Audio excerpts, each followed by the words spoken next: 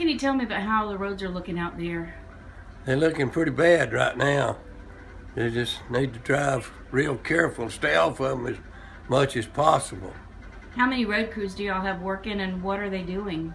We got 5 snow plows running, 3 grader machines, and they're blading about as fast as they can, but it's hard to do anything with. And have you noticed any trouble spots, any areas in particular that folks that are either shut down or folks should stay away from? No, just be careful at all the bridges and overpasses that they're bad to freeze up, be too slick.